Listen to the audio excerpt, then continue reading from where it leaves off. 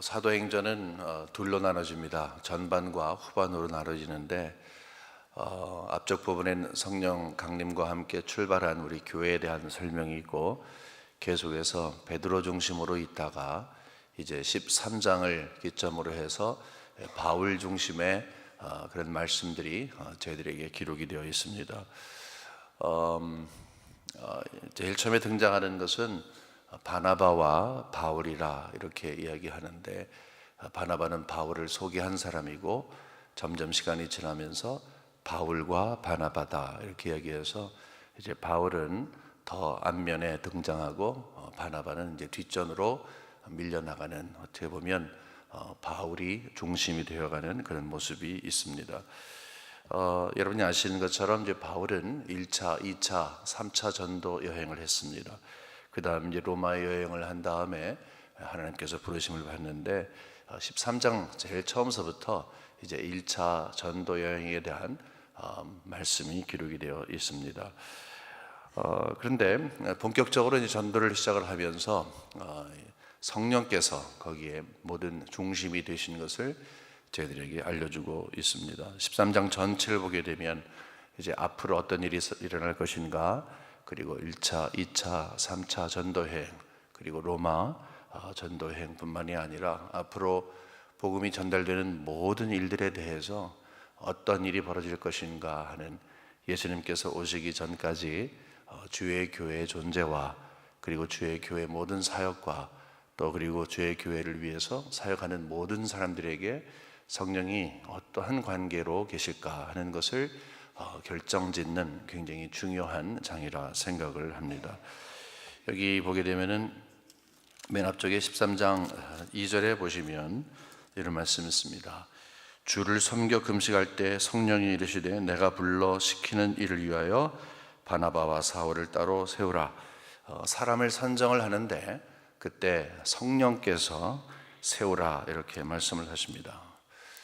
사람이 그냥 세워지는 것이 아니라 하나님께서 성령을 통해서 세우게 하십니다. 또 4절에 보게 되면 이런 말씀이 있습니다. 두 사람이 성령의 보내심을 받아. 두 사람이 전도여행을 가는데 성령이 보내주셨다는 것입니다. 성령이 가라 할 때까지 기다리고 성령이 가라 하는 곳으로 갔다 하는 것입니다. 사람을 세우는 일뿐만이 아니라 일을 시키시는 분도 성령이시라 하는 것입니다. 또 그런가 하면 여기 9절에 보면은 바울이라고 하는 사울이 성령이 충만하여 그를 주목하고, 이 말씀을 가지고 전도를 하기 위해서 이제 섬으로 갔습니다. 글로 갔는데 거기에 바보라고 하는 곳에 그 지역이 있는데, 거기 갔는데 이제 그 술사가 있었어요. 점쟁이가 있었습니다. 바로 그때 그를 직시하면서 방해꾼을 이제 물리치는 그런 모습이 있습니다. 그때 바울이 성령에 충만하다고 했습니다. 여기서 쭉 이야기하는 것은 뭐냐 하면 성령께서 하시는 일이라는 것입니다. 사람들이 세워서 저 사람을 보냅시다 라고 하지만 저 뒤에는 성령이 일을 하시는 것이고, 계획을 해서 이곳에 가고 저곳에 가서 하는 것처럼 생각하지만 성령께서 그 일을 허락하셨다는 것입니다. 그리고 모든 사역 가운데 있어서 충만케 하심으로 그 사역이 가능했다, 이렇게 저희들에게 말씀을 허락하고 있는 것입니다. 그 다음에 여기에 그 구브로를 이제 갔다가, 이제 구브로는 배를 타고 이제 서쪽으로 가서 있는 거기 섬인데, 거기에서 조금 서북쪽으로 이제 올라가면 거기에 이 버가라고 하는 곳에 있는데, 그 항구에 있다가 그 다음에는 내륙으로 들어갑니다. 그 내륙으로 들어가서 거기에서 이제 비시기아, 안디옥이 성경에 나오는 게 두 군데 아니겠습니까? 맨 처음에 보낸 안디옥이 있고, 그 다음에 이 서북쪽에 있는 비시기아, 안디옥이 있는데, 오늘 본문의 그 배경은 바로 제일 첫 번째 비시기아 안디옥에서 이제 놀라운 일을 우리가 경험하게 되는데, 바로 거기에 그 일이 있습니다. 거기에 가서 이제 회당에 모여서 이제 사람들에게 복음을 전합니다. 우리 베드로의 복음이 복음 덩어리다 그러지 않았습니까? 어제 말씀드릴 때 또 이 스데반이 성령에 충만해서 말씀을 전할 때 이제 복음 덩어리다. 그러니까 성령께서 그 일을 가르치니까 복음의 내용이 똑같습니다. 베드로가 전한 거나 스데반이 전한 거나 여기에서 바울이 전한 거나 성령을 통해서 또한 전하는 모든 복음의 내용은 똑같습니다. 예수 그리스도입니다. 십자가입니다. 그거 외에 다른 복음은 없기 때문에 그렇습니다. 참 이상합니다. 시간도 다르고 사람도 다 다른데 성령께서 복음을 전하게 하실 때에는 한 가지의 복음, 우리 십자가의 복음, 예수 그리스도의 죽으심과 부활을 통해서 역사하시는 그 하나님의 놀라운 구원의 역사를 말씀하고 있는 겁니다. 그것은 지난 2000년 동안 계속되어서 주의 교회에 말씀 중심으로, 신앙 중심으로 우리가 살아가는 모든 성도들에게 가르쳐 주시는 성령의 사역이라 생각을 합니다. 참 이상하지 않습니까? 저는 비행기를 탈 때마다 참 희한하게 생각을 합니다. 가방 하나 들어도 굉장히 무거운데 비행기처럼 정말 무거운 게 어디 있어요? 근데 하늘을 날아요. 금방 떨어져야 하는데 하늘을 날아요. 그 왜 그런가? 사실 거기에 비행기를 날리는 것은 엔진 그 자체도 굉장히 중요하지만 사실은 연료이죠. 에너지죠. 에너지가 있기 때문에 쑥 달려가고 높이 가고 떨어지지 않고 계속 갈 수 있는 것은 이제 에너지인 것입니다. 바로 교회가 시작이 되었고 또 교회가 존재하고 또 교회로 남아있을 수 있는 유일한 근거가 있다면 바로 성령께서 영적인 에너지가 되셨다는 것입니다. 성령은 그렇게 놀라운 일을 지금까지 해 오신 것입니다. 이 복음을 전했습니다. 에베소기 안디옥에 가서 복음을 전했는데 흥미로운 대조를 이룹니다. 이미 우리는 이 대조를 봤습니다. 이 베드로가 말씀을 전했는데 베드로가 말씀을 전할 땐 사람들이 찔리면서 어찌할꼬 했는데 알겠어요. 성령이 충만해서 스티븐이 말씀을 전할 때는 어찌할꼬 하더니 이를 갈며 결국은 스데반을 죽였다. 똑같은 복음이고 똑같이 성령에 충만한 자가 설교를 했는데 반응이 달랐다. 이것을 우리가 이미 봤는데 여기도 똑같습니다. 왜냐하면 44절에 오게 되면 그 앞 계속 보게 되면요, 사람들이 이제 난리가 났습니다. 와서 복음을 전하니까 사람들이 모여들기 시작을 하는 거예요. 또 이렇게 표현이 되고 있어요. 그 도시에 있는 거의 모든 사람들이 모여서 복음을 들었다, 이렇게 말을 합니다. 좋은 반응을 일으키는 거죠. 자꾸 말씀해 주세요. 너무너무 좋은 말인데 그 말에 대해서 가르쳐 주세요. 성령이 하신 일이죠.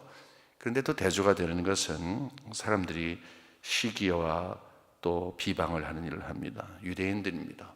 똑같은 일이 벌어지고 있는데 한쪽에서는 너무너무 좋아하고 다른 쪽에서는 그것 때문에 비방하고 시기합니다. 특별히 여기 50절에 나가 보면은 일종의 패턴이 보입니다. 이런 말씀을 씁니다. 50절에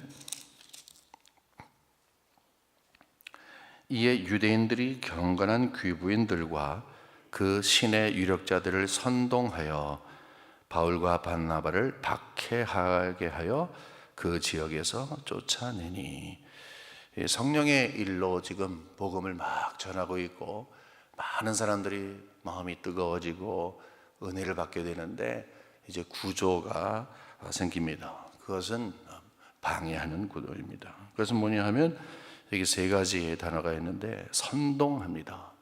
사람들을 선동하는 거예요. 경건한 귀부인들, 잘 모르는 사람들, 그 사람들에게 찾아가서 거짓 이야기를 하는 것입니다. 막 선동을 하는 거예요. 막 말을 퍼뜨리는 것입니다. 그 다음에 유력자들을 선동합니다. 왜냐하면 힘을 얻어야 되니까. 그래서 사람들의 마음을 잘못된 동기로 받게 됩니다. 선동하는 것입니다. 그 다음에는 노골적으로 바울과 바나바를 박해합니다. 숨기지 않는 것이죠. 막 일을 해서 이렇게 저렇게 박해를 하게 됩니다. 그러면 다 됐잖아요. 사람들을 선동하게 되고 본인을 박해하게 되니까. 왜 그렇습니까? 그래 되니까 그 지역에서 쫓아내니, 결국 목적은 이제 쫓아내는 것입니다. 복음을 증거하는 사람을 없애면은 이 막 지금 이전에는 이방인이었다가 특별히 유대교로 개종한 사람들 자기네 수하에 두고서 힘을 키워야 되는데 이제 그러지 못하는 것에 대해서 안타까워하면서, 근데 여러분, 이렇게 선동하고 박해하고 쫓아내는 것은 패턴입니다. 성령이 하시는 일을 거역하는 일종의 패턴입니다. 그것은 지난 2000년 동안에 계속 되어 왔고 오늘날에도 있는 것입니다. 반드시 복음이 제대로 전달되는 곳에는, 복음 중심으로 가는 어떤 공동체 안에는 반드시 한 그룹이 있는데 너무너무 그것 때문에 기뻐하고 좋아하고 그리스도 중심으로 살아가고 거기에 행복감을 느끼고, 다른 부분은 이를 갈면서 박해하고 선동하고 내쫓으려고 하는 것입니다. 이 두 가지는 항상 있어 왔던 것입니다. 우리는 이것을 영적 전쟁이라 말할 수 있을 것 같습니다. 여러분, 이렇게 할 때 이제 어떻게 하겠습니까? 어떻게 이런 상황을 풀어가겠습니까? 여러분 아시다시피 이미 비행기는 떴어요. 비행기는 떴을 때는 거기 연료가 떨어지면 그냥 추락하는 거예요. 사람을 세우고 갈 곳을 정하고 할 일을 주고, 그 다음에 실상 그 사역 가운데서 성령으로 시작된 것은 성령으로 지나가는 것입니다. 성령밖에 없습니다. 그러니까 여기에서 성령이 하시는 일을 이제 관심 있게 생각했겠죠. 성령께 상황을 주도하도록 그렇게 했겠죠. 뭐 그거밖에 무슨 일이 있습니까? 근데 여기 보게 되면은 51절에 이런 말씀이 있어요. 두 사람이, 이 바울과 바나바가 그들을 향하여 발에 티끌을 떨어뜨리고 버리고 이고니온으로 가관을 했습니다. 발에 티끌을 떨었습니다. 이 발에 티끌을 떨었다는 것은 그냥 이렇게 뒤돌아서서 거기에 혹시 무슨 오물이 묻었거나 진흙이 묻어서 그것이 아니라 쾅쾅하고 발을 터는 것입니다. 또는 여러분 아시잖아요. 신발 두 개를 들고서 딱딱 이렇게 치는 것입니다. 여기 영어로 보게 되면은 이런 말이 있습니다. So they shook the dust from their feet in protest against them. 이렇게 얘기했어요. 이게 뭐냐면 they shook the dust. 막 신발을 막 이렇게 턴 다음에 in protest against them. 이 프로테스트를 한다. 이제 항거한다는 것이죠. 알려주는 것입니다. 네가 복음을 안 받아? 그런 식으로 선동하고 박해하고 우리를 쫓아내. 그 다음에 툭툭 터면서 이제 항거를 하는 것입니다. 마가복음 6장 11절에 보면 이런 말씀이 있습니다.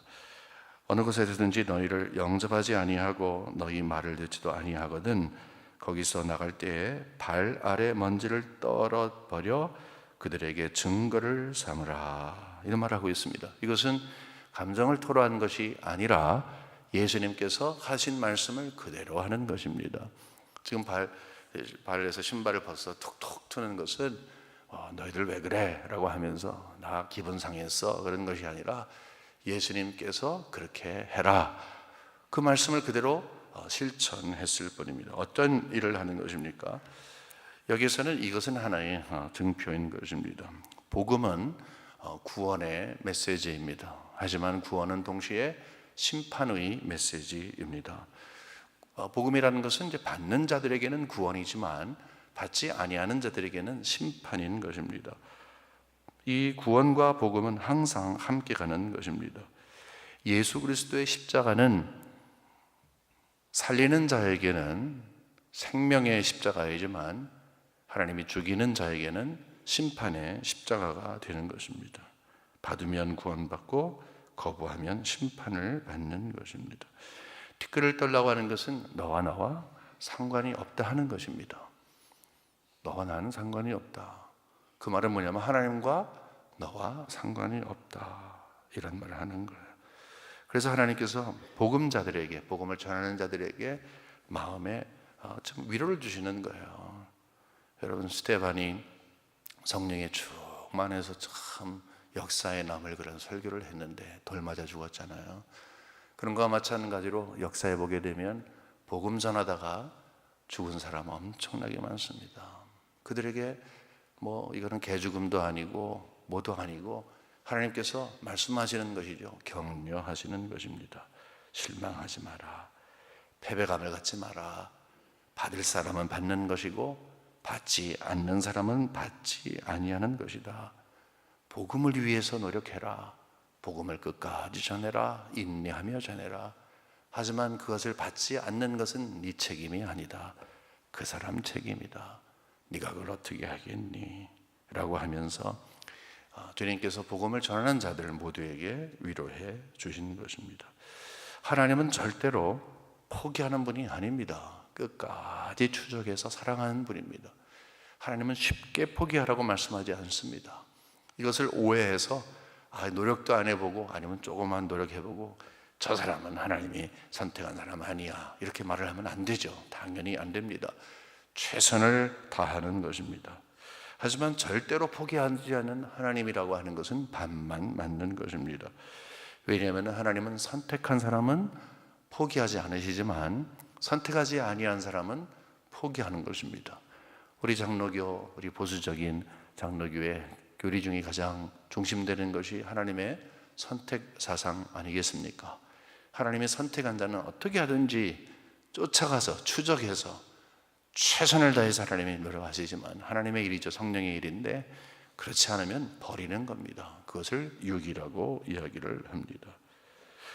사실 이것은 하나님의 일 가운데 하나님은 상대를 포기하는 것도 성령의 일이라 하는 것을 말씀하고 있는 것입니다.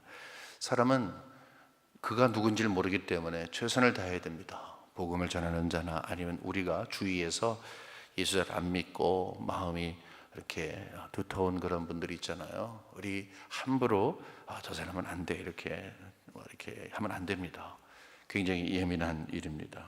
그리고 원론적인 이야기가 될 수 있습니다. 그것은 하나님만이 하실 것입니다. 우리는 그냥 최선을 다해서 상대를 그리스도에게로 데려오게 하는 것이 우리의 몫입니다. 하지만 머릿속에는 우리는 항상 잊지 않아야 할 것이 있습니다. 그 사람의 반응이 곧 하나님에 대한 반응이다 하는 것입니다. 성령이 강조하는 것은 그러므로 저 사람은 구원을 받았어 받지 않았어 지적하고 하는 그런 것에 있지 않습니다. 성경이 여기에 저희들에게 지적하는 것은 두 가지 부류의 사람들이 있다 그랬잖아요. 하나는 복음을 들어서 기뻐하며 복음 안에 거하는, 그것을 수용하고 예수를 믿고 그 가운데 새로운 사람이 되는, 새로운 피조물이 되는 사람이 있고 그러지 아니한 사람이 있는데, 성경이 강조하는 것은 예수를 제대로 믿은 사람들, 그 사람들에 대한 강조에 있는 것입니다. 여기 52절에 조금 전에 읽었던 그 말씀은 대조가 되고 있습니다. 제자들은 기쁨과 성령이 충만했다 이렇게 얘기를 하고 있습니다. 사실 여기에서 이런 상황 가운데에서 지금 보세요. 선동하고 박해하고 쫓아내는 일이 있으니까 이 일을 걸면서 이거 어떻게 된가 팔 걷어붙이고 대항할까 아니면 하나님 어떻게 된 겁니까 울부짖을까 생각하지만 그렇지 않다는 거예요. 그것은 그냥 그렇게 하는 거고, 그것은 그 사람들에 대한 하나님이 하실 일이고 하나님이 하시도록 내버려 두고, 우리는 하나님께서 우리에게 복음을 전해주셨으니 성령에 계속해서 충만하고 계속 기쁨에 거한다. 여러분, 여기 제자들이 누구입니까? 물론 여기에서 바나바와 바울을 이야기할 수 있지만 사실은 그거보다 더 확대됩니다. 제자들이 된 것입니다. 바울과 바나바가 제자 삼은, 그리스도의 제자 삼은 사람들입니다. 그들은 바로 복음을 전해들은 사람들입니다. 거기 비스기야 안디옥에서 복음을 전해 들음으로 마음속에 감동을 받고 변화를 받아 성령에 충만한 그런 사람들, 예수를 제대로 믿은 사람들을 여기에 이야기를 하고 있는 것입니다. 기쁨이 충만한 것입니다. 성령이 충만한 것입니다. 그냥 씁쓸하게 웃어줘야 하니까 차가운 미소를 갖는 것이 아니라 말할 수 없는 기쁨입니다. 여기 기쁨이라고 하는 단어가 어디에 사용됐냐면 누가복음 15장 7절에 기록이 되어 있습니다. 똑같은 단어예요. 어떤 건가? 내가 너희에게 이르노니 이와 같이 죄인 한 사람이 회개하면 하늘에서는 회개할 것이 없는 의인 99으로 말미암아 기뻐하는 것보다 더하리라. 이 하늘에서 한 사람의 영혼이 돌아오면 막 잔치를 벌이고 난리를 치고 얼마나 기뻐합니까? 그렇죠? 그런데 그 기쁨을 이야기하는 거예요. 이거는 가짜 기쁨이 아닙니다. 정말 제대로 된 기쁨입니다. 이 세상에서 어떤 잠시의 자기 도취나 아니면 자기를 잃어버리는 일로 인한 그런 쾌락이 아닙니다. 영혼의 기쁨입니다. 근본적인 기쁨입니다. 이 기쁨은 모든 것들을 이길 수 있는 기쁨입니다. 성령에 충만하니까 마음의 기쁨이 있는 것입니다. 이게 어찌된 일입니까? 이게 어떤 일이 생긴 것입니까? 왜 이렇게 이 사람들에게는 상황에 불구하고 기쁨이 있는 것입니까? 여러분 잘 말씀을 들어보세요. 사람을 세우고 보낼 때 어디로 갈까 뭐 할까 성령의 일이라고 했잖아요. 그리고 모든 사역 가운데 성령이 충만했다고 했잖아요.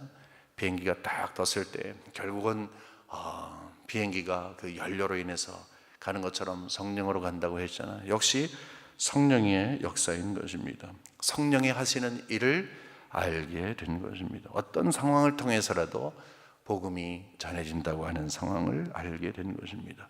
성령의 길은 그 어느 누구도 막을 수 없다는 것입니다. 여러분 이 사건을 계기로 해서 어떤 일이 있냐면요, 이제 분수령이야. 이게 교회 역사에 획을 그은 것입니다. 교회 역사에 성령이 오심으로 교회가 탄생한 것 굉장히 중요한 일이지만 맨 처음에는 유대인 중심으로 유대인 이 개종자를 중심으로 교회가 형성되어 있다가 바로 이 사건 때문에 바울을 부르신 그 목적대로 이방인들 중심의 교회로 교회가 확장되는 모습이 있습니다. 바로 이 중간에 있는 것입니다. 성령에 충만하면 그것이 무엇인지 잘 모르지만 성령이 하시는 일에 대한 확신이 있는 것입니다. 특별히 보세요. 여기에 보게 되면 48절에 보게 되면 이런 말씀이 있습니다. 성령이 어떤 일을 하시는가? 이 사실을 알게 되는 거예요. 이방인들이 듣고 기뻐하여 하나님의 말씀을 찬송하며 기뻐한다 그러지 않았습니까? 찬송하다 그러지 않았습니까? 왜 그런 줄 아십니까? 영생을 주시기로 작정된 자는 다 믿더라. 영생을 주기로 작정한 자, 하나님이 선택한 자는 다 믿은 거예요. 성령이 그것을 알려주시는 것이지요. 여기에서 믿을 사람은 다 믿었다. 복음의 확장이 가는 거예요. 그러므로 이제 믿어야 할 사람들을 대상으로 해서 성령의 행전이 지속되는 것입니다. 여러분 사도행전은 성령 행전이라고 얘기를 합니다. 근데 성령 행전이 저기 뒤에서 계신 성령이 아니라 교회의 중심에 있는 거예요. 사람들의 중심에 있는 거예요. 영혼의 중심에 있는 것입니다. 성령의 역사가 두드러지는 것입니다. 성령의 역사는 그냥 있는 것이 아니라 찾아보니 있는 것이 아니라 성령의 역사 안에 교회가 세워지고 성령의 역사 안에 사람이 세워지고 성령의 역사 안에 2000년 동안의 역사가 지금까지 교회 역사가 왔고 앞으로도 성령의 역사 안에 교회 역사가 지속이 될 것입니다. 성령이 임하면 초자연적인 기적이 일어나요. 초자연적인 기적이 일어납니다. 새로운 것만이 아니죠. 예수님이 하신 일입니다.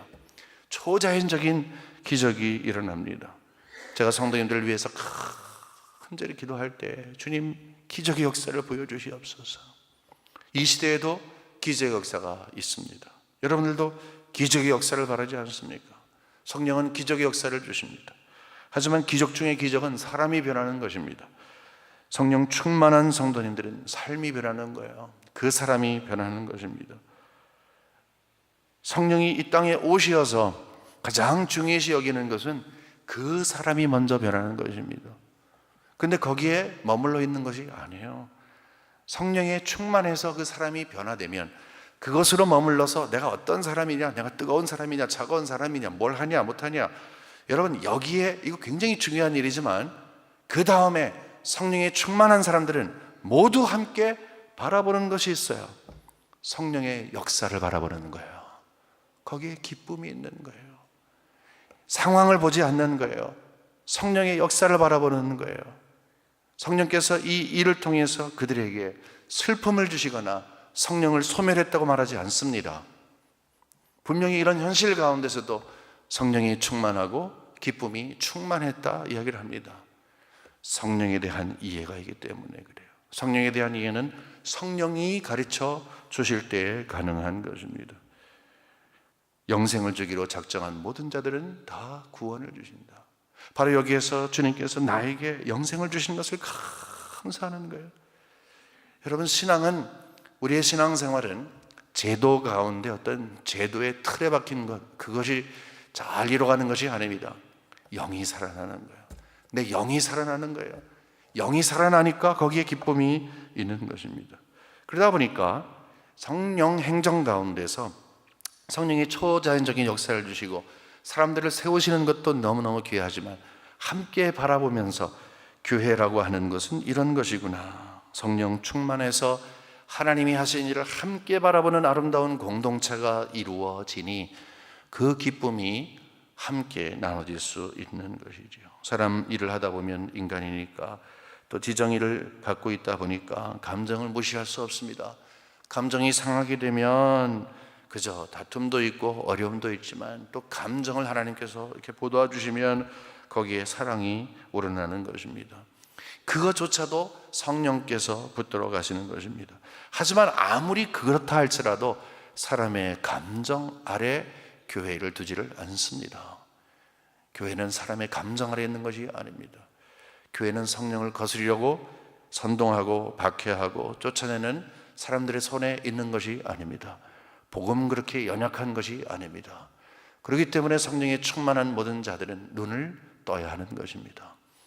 나 개인의 성령의 충만함과 나를 위한 하나님의 역사, 그것도 너무너무 귀하지만 하나의 눈을 떠서 성령께서 어떠한 일을 하시는가 하는 것을 성령의 조명하심으로 우리는 분명히 바라볼 수가 있어야 하는 것입니다. 그것이 누려지게 될 때에 나 개인으로서도 기쁨이 누려지게 되고 이 함께하는 공동체를 통해서도 성령의 역사 때문에, 성령의 약속 때문에 바로 우리 마음속에 큰 기쁨이 회복될 것을 분명히 믿는 것입니다.